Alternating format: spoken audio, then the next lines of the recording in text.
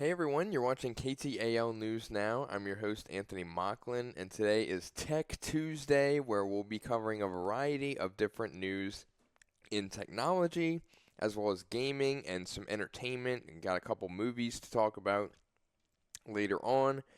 But our first topic involves SpaceX, which is Elon Musk's space rocket launch company that just carried out their 100th mission of the year. And KTAL's Alexandra Meacham has more on their launch and how they are working in tandem with Amazon on their Project Kuiper. The Falcon 9 rocket carrying 24 of Amazon's Project Kuiper internet satellites lifted off from Cape Canaveral Space Force Station in Florida just after 8:30 a.m. The rocket's first stage came back to Earth close to 9 minutes later. It landed aboard SpaceX's drone ship in the Atlantic Ocean. SpaceX confirmed the rocket's upper stage carried the satellites and they were successfully deployed an hour after liftoff.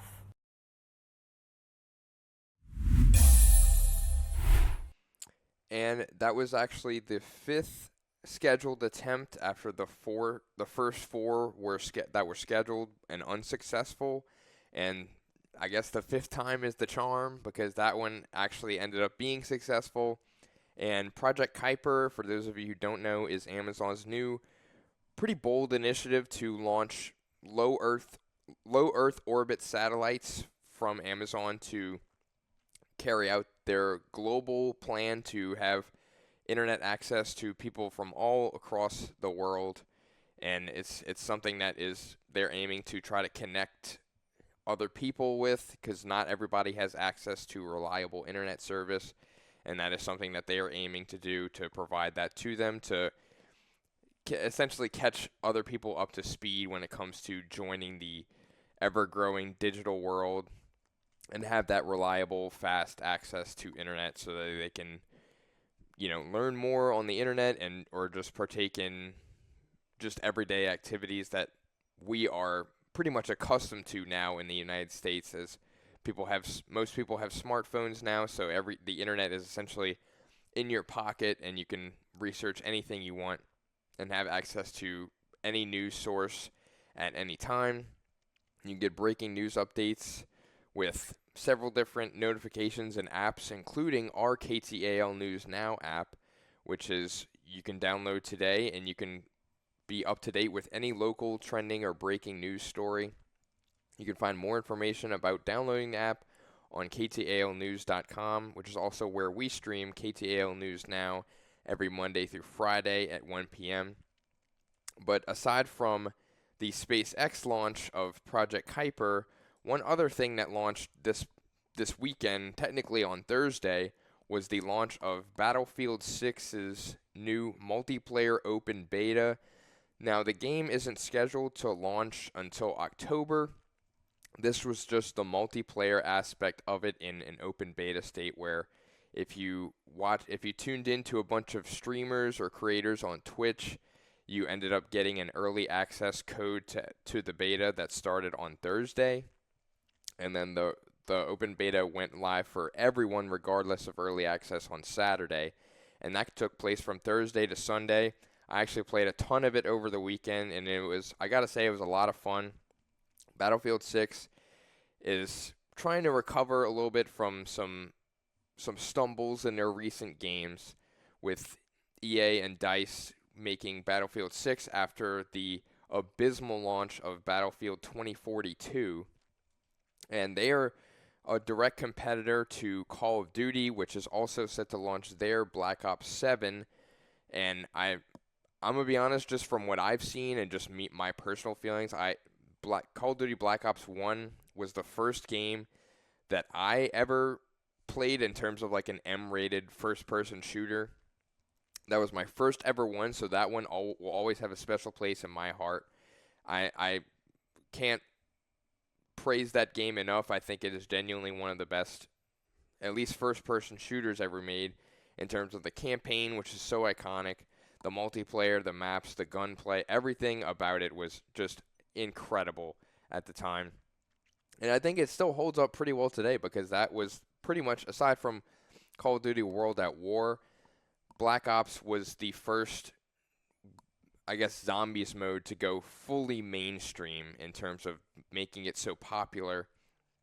And the Black Ops 7 is kind of leaning into that in terms of the zombies mode aspect of it, and they're trying to, I guess, use a little bit of nostalgia too with the campaign, where one of the characters from the Black Ops 1 campaign is being offered as an operator skin, where you can customize your character and have them look like the character from the campaign.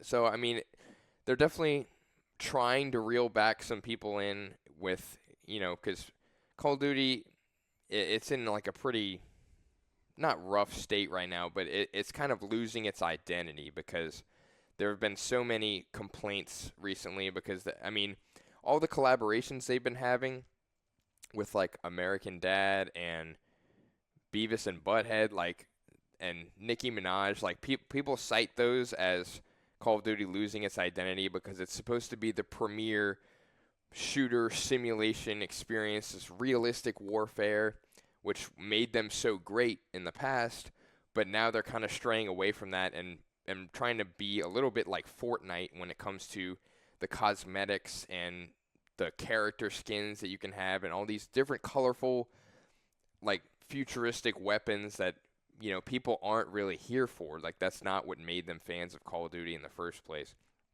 But Battlefield 6 seems to be a return to form in terms of realistic warfare and combat. Most of their games have had pretty destructible environments, so if you're in this like big city and you can roll around in a tank and like bring down buildings by shooting it down and stuff, so it's pretty realistic in terms of the simulation aspect of warfare. And the beta was no different. It was everything I could have hoped for in a realistic warfare shooter game. And I'm not, my brother is, he's always been a huge Battlefield fan. I was not really as into Battlefield as him, so I don't have as much experience with like the previous Battlefield games when it comes to, because they're planning on bringing back the New York map for weekend 2 of the beta, which is this weekend, and it runs from the 14th through the 17th. And I'm not really familiar with myself with like the older maps from the old games, but apparently it's a huge deal among longtime fans. So if you put off Battlefield because of their recent mishaps and missteps, this is definitely the time to try to jump back in and just try it out for yourself. I don't recommend pre-ordering it because, there's a saying that dates back to Call of Duty Modern Warfare 2 with the no Russian mission that people have kind of co-opted and made it to where people say, remember, no pre-orders, because with the current state of AAA games, which are these big developers and companies, you never know if they're actually going to deliver on their promises. So even though the beta was really good and I was really impressed by it, I'm going to hold off for now and just wait until maybe like a few weeks or a month after the official release in October to make a decision for myself to where if it's really worth it or not. I'll definitely be giving my thoughts closer to release date just to see if anything new comes out news-wise or if anything gets revealed that would make it super enticing to get it on release. I think the biggest thing for me is just waiting to see if like all of my friends get it, because that'll be definitely a great time with them. And, having those people to play Battlefield with would probably make it worth it in my mind. But at the retail price of $70, especially with games from big companies being more and more expensive and just their track record of not delivering, it's definitely something to keep an eye on, just to wait a little bit. As much as it hurts, and if you have FOMO like me when it comes to like a new release and all your friends are playing it, like, just make sure that you're considering everything when buying it, and make sure that, number one, that they're gonna still play it after like a week or a month, because that usually happens with these flavor of the week co-op games that you play with your friends that come out and get hyped for like a month and then everything kind of dies down. So especially with a $70 price tag. That's a very high investment to try to justify the cost of and make sure it's worth your time before you sink all of your money into it, essentially. But aside from the price tag and everything like that, the game itself, it looked amazing in terms of the visuals. It was very cinematic in terms of like, it was like you're watching like a war movie when everything is going on and all the tanks are rolling in and everything's being destroyed around you. So it was very cinematic in that aspect. And if you're looking to have a similar cinematic experience, especially at home, if you've ever wondered about the technology that goes into TVs and specifically higher end TVs in terms of picture quality, then you'll know of the term LED and OLED and micro LED. Micro LED is the newest technology from Samsung, and they are expected to roll that out very soon. Micro LED would have the same pixel level control of an OLED TV, and for those of you who don't know, OLED TV is probably the best picture quality on the market right now. Not just for TVs, but for monitors and other screens like Nintendo Switch. They released an OLED model of their console a few years back. But the problem with that, the trade-off of it, is that it has a high risk of burn-in. So if you have something on the screen for a really long time, like if you are watching sports all day, if you're watching an NFL game, and you have the score bug on the bottom of your screen the entire day, that is a huge risk for burn-in, where it can leave a permanent image of that if you don't, switch off of the channel every now and then, or have what's known as like pixel cleanings enabled on your TV. So it's something to keep in mind if you are trying to make the jump to OLED. But it also has the micro LED has a higher peak brightness than OLED does, which is one of the, I guess, other trade-offs when getting OLED. You're getting that amazing picture quality, but it's not as bright as, say, a normal LED TV. But micro LED itself, to dive more into the specifics, I guess the true version of micro LED is that each pixel on the screen is self-emissive, and each of those are made of red, green, and blue subpixels, which is what RGB stands for. And this allows the TV to individually control the color and the brightness of each pixel, rather than just having a normal, I guess, light source in the back that would have to account for thousands of pixels. If not every pixel is individually lit, it would just result in a worse look in terms of that color and brightness.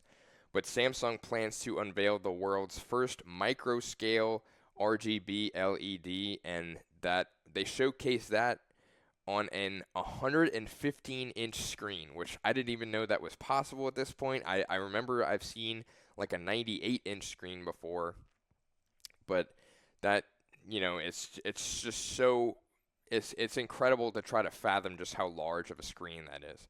But the problem is that their tech isn't exactly true micro LED, because the true micro LED, compared to the Samsung's RGB micro LED, the Samsung one has a micro LED like backlight sheet on it, because the pixels are not as small as the OLED ones, so that each frame that comes across your screen and each pixel, it's not as small as those very, very small pixels. So the lights in the backlights have to account for a larger area, and that could be, thousands of pixels that they would have to light up, and it's not an individual basis like an OLED would be. But it is still 3 times the amount of LED lights than a normal backlight of an LED TV compared to, the micro LED. But like I said, the LEDs in this new micro LED are still not as small as the pixels, so these zones control thousands of pixels at a time, as opposed to an individual basis and individually emissive lights, like I was saying earlier.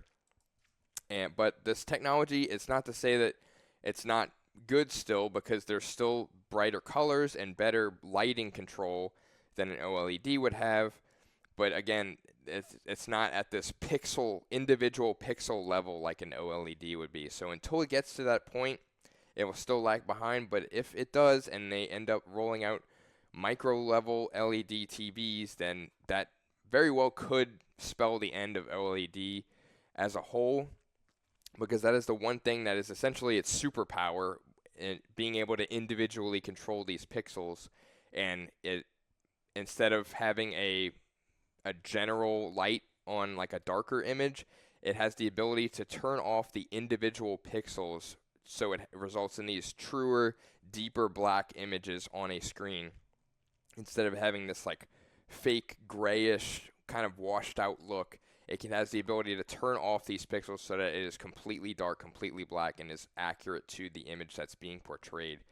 But again, OLED is still not as bright as a normal LED TV, but it is getting better. It's getting better in terms of the brightness and having that brighter image and color, and just being able to control that with new technology.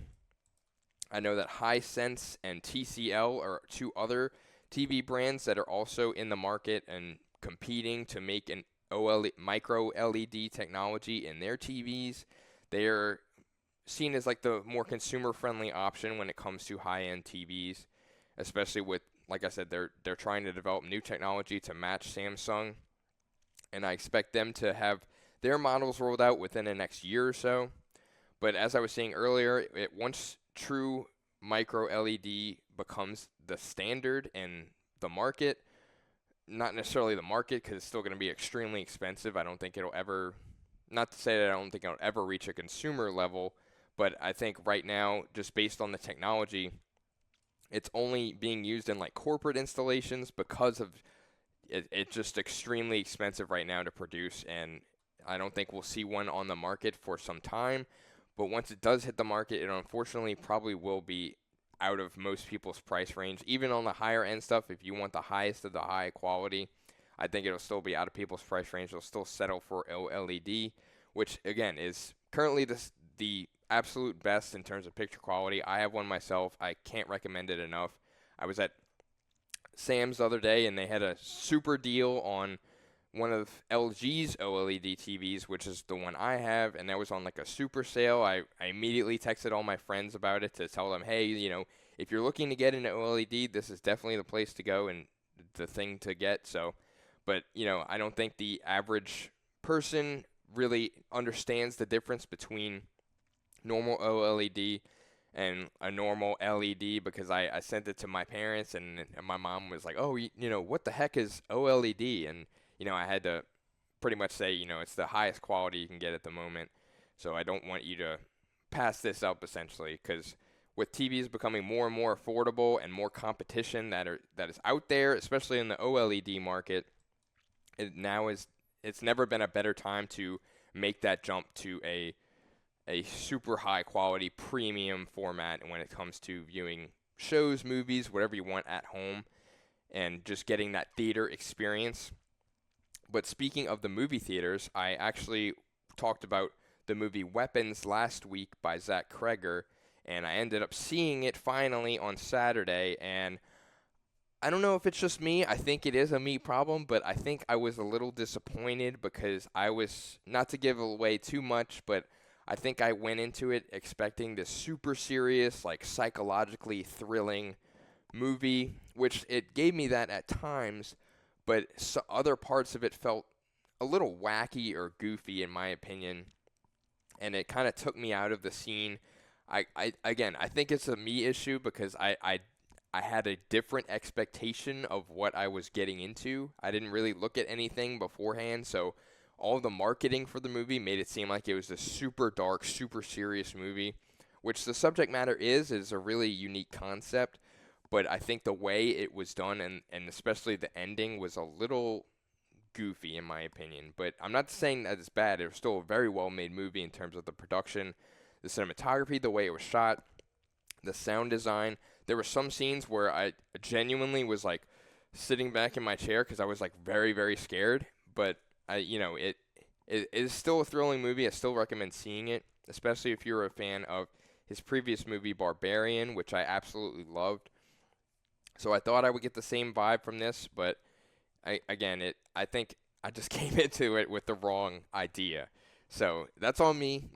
It's getting a lot of praise. It's being regarded as like one of the best reviewed original movies in the last like decade or so, along with Sinners from Ryan Coogler, which also released this year. They were both tied in terms of critic score on Rotten Tomatoes, which they're two of the highest rated movies of this year. And if you're a fan of horror, I think you'll definitely enjoy this. Everyone else that I've talked to has absolutely loved it, and before I ended up seeing it, they were like, "Oh yeah, you're gonna love this. You're gonna love this." But I think, like I said, I just came into it with the wrong idea. But anyway, in other movie news, the Spider-Verse franchise, which is very popular among Spider-Man fans and just movie fans in general, from Sony Animation, they just announced that they are developing a Spider-Punk spin-off movie, which is, like I said, it's a spin-off of the Spider-Verse movies, which the first one was Into the Spider-Verse, and then the sequel was Across the Spider-Verse. And the newest one I guess the third one in the trilogy is not expected to release until 2027, and that one is Beyond the Spider-Verse, and that will officially close that chapter of that trilogy.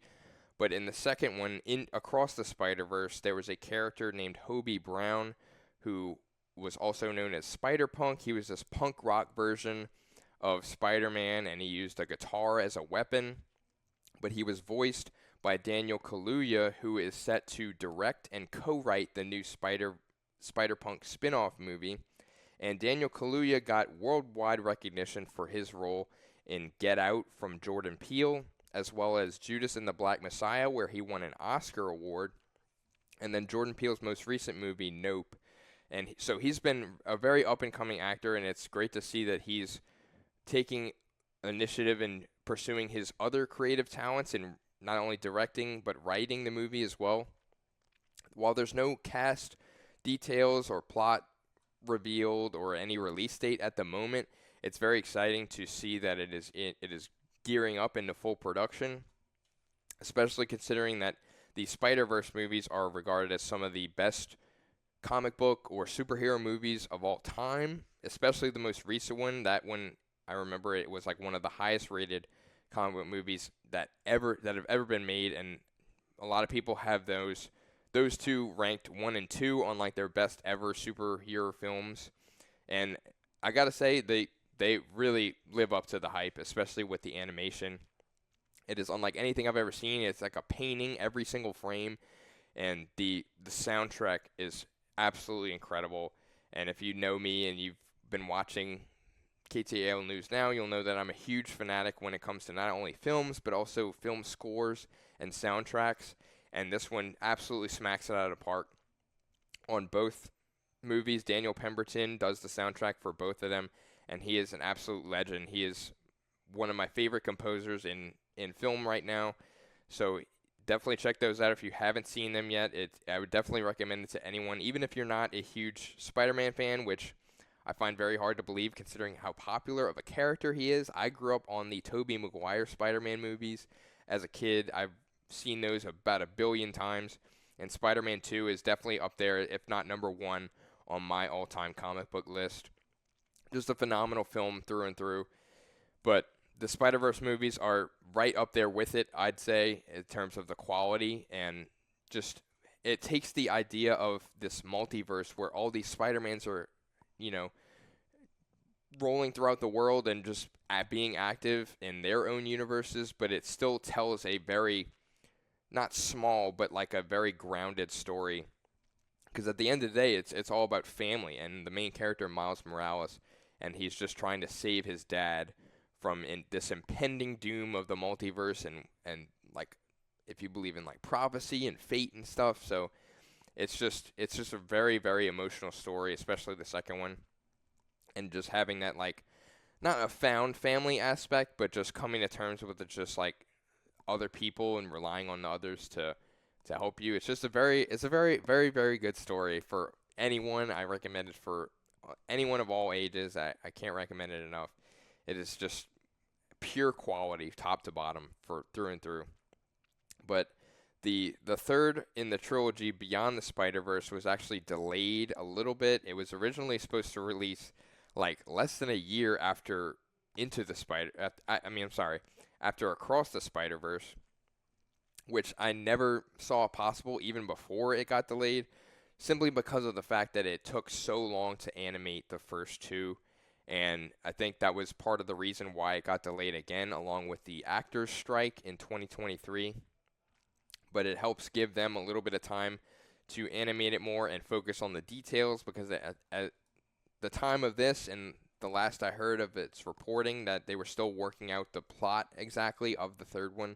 They said they had the beginning and the end pretty much set up, but the middle was a little murky. They were still working on the details with that, so I'm very excited to see the conclusion to that trilogy. And 2027, it's still a long time away, but I think it'll definitely be worth the wait, considering just how much care and detail is put into these movies in terms of the animation and the characters and the voice actors, and pretty much all of them are going to be back for the third one to reprise their roles. So I'm very excited for that. And they also said they didn't want to. I think initially they wanted it in the spring of 2024, but then it got delayed to the next year, and then the strike happened, and then they were going to do it in 2026, but they didn't want it to coincide with the release of Spider-Man Brand New Day, which is the fourth MCU Spider-Man movie starring Tom Holland, and it takes place after the first, I don't know if we want to call it trilogy or not, because this is the fourth one in it, but the first trilogy comprised of Spider-Man Homecoming, Spider-Man Far From Home, and then the latest one, Spider-Man No Way Home, which also starred Andrew Garfield and Tobey Maguire reprising their respective roles as Spider-Man for a joint movie that was like a whole event throughout the country. I want to say it grossed like billions and billions of dollars at the box office because of that nostalgia aspect of seeing those previous Spider-Man reprise their roles and suit up again. Which brings me to the new suit that's reportedly going to be in the newest Spider-Man movie, and which it involves the raised webbing on his suit, which is very reminiscent of Tobey Maguire and Andrew Garfield's suits, where it felt very practical instead of the normal like nanotech that Tom Holland Spider-Man was previously wearing, which I'm sure a lot of people were a fan of it, but I never really was. I personally hate the nanotech stuff in movies now. I much rather prefer like practical suits, practical helmets, costumes, instead of just like CGIing him like masking up, and I don't know. That's just kind of boring and lazy to me. I love just a normal suit up where he just puts on the suit and ready to go, and it actually feels like he's a real hero and real person instead of just being on a digital screen. But what's most exciting to me about this one is that they originally said that it was going to be a more grounded story when it comes to Spider-Man and like street level villains instead of this multiversal, impending doom, which has been in the previous ones.